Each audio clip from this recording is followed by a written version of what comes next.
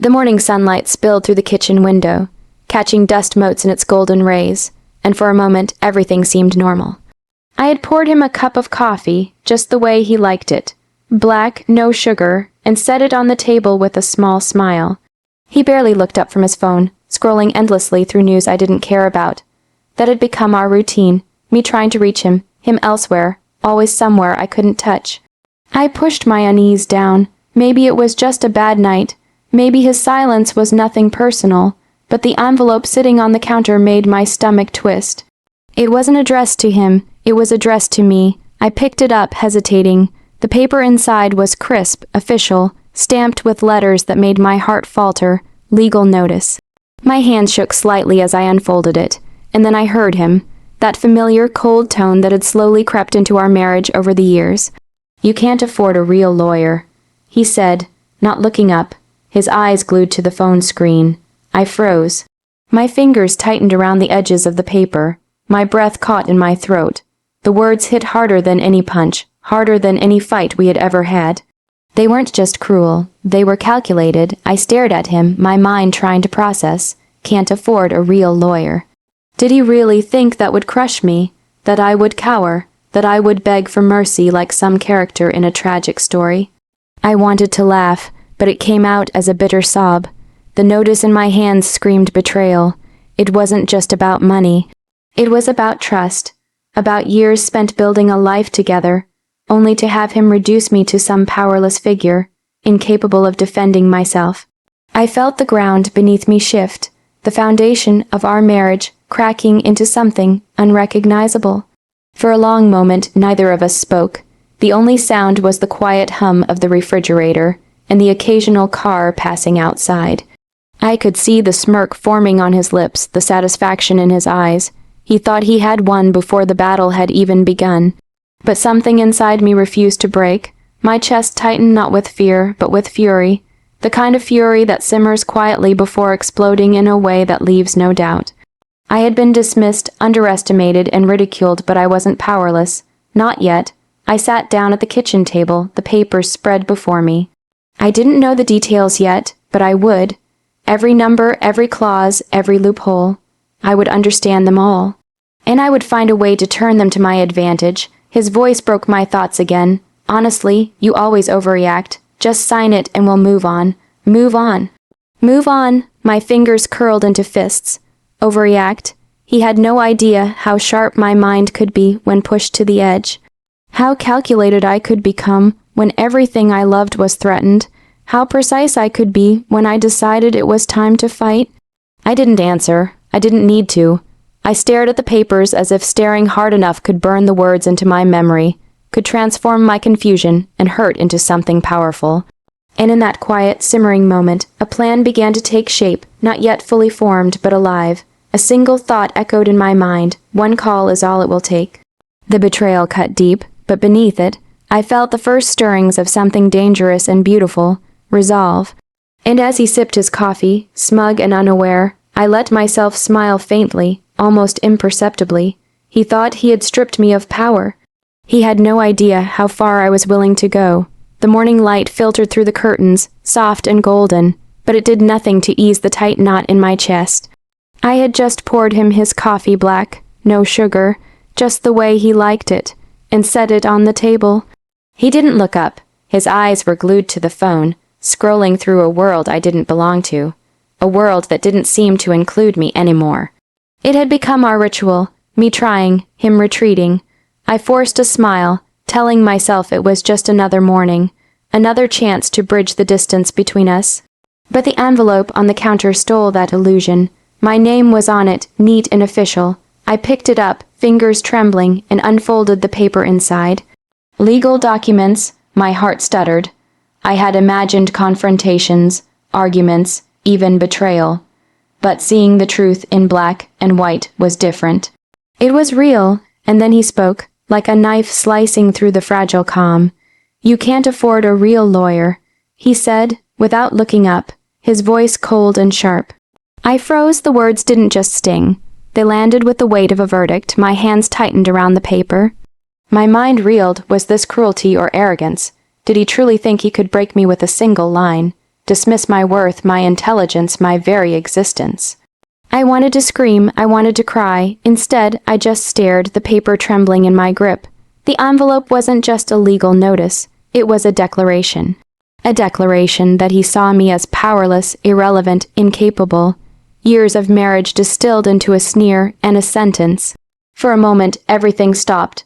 The humming refrigerator, the distant sound of traffic, even his breathing seemed to pause.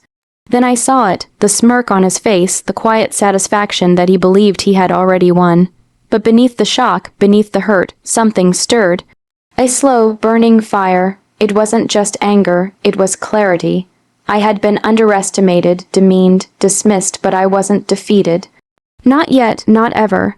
I spread the papers across the kitchen table, scanning the lines, the clauses, the numbers.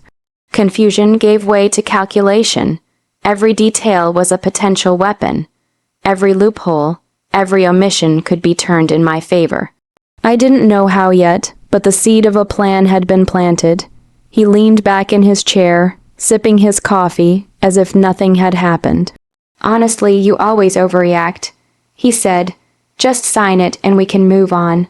Move on. My fingers curled into fists.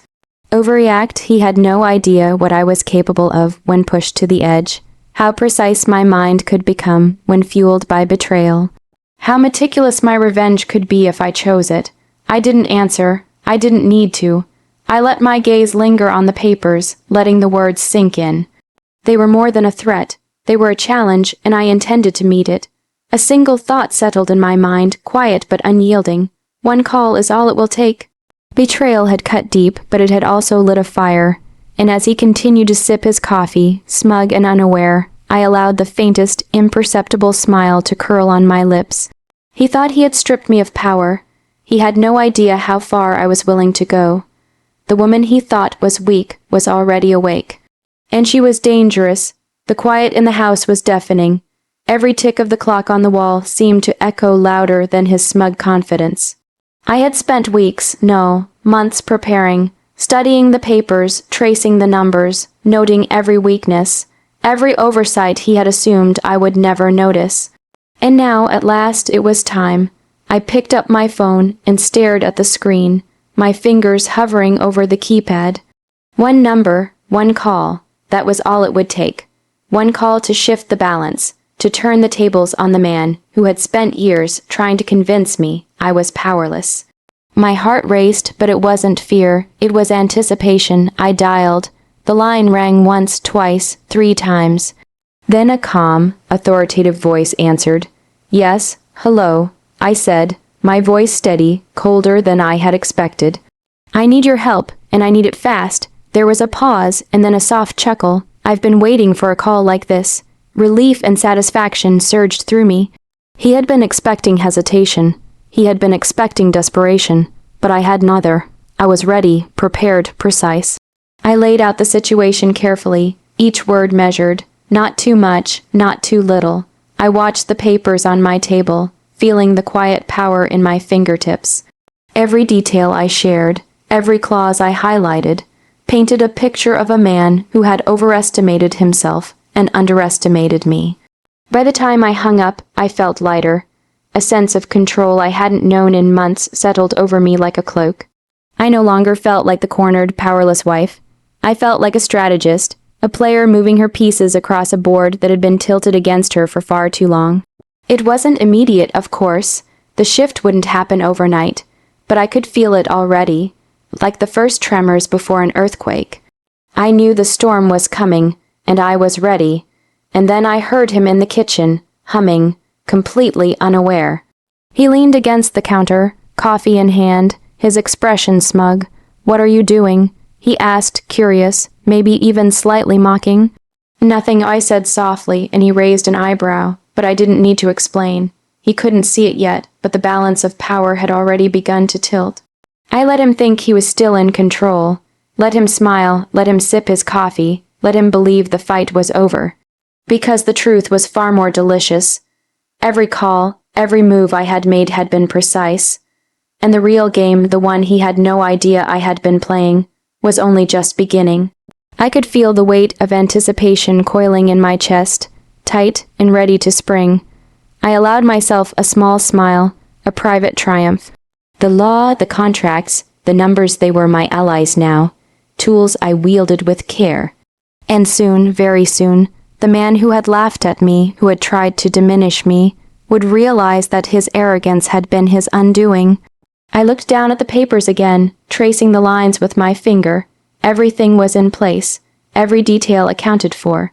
One call had set the machinery in motion, but it was just the beginning, and in the quiet of the house, as the sunlight fell across the kitchen floor, I allowed myself to savor the moment.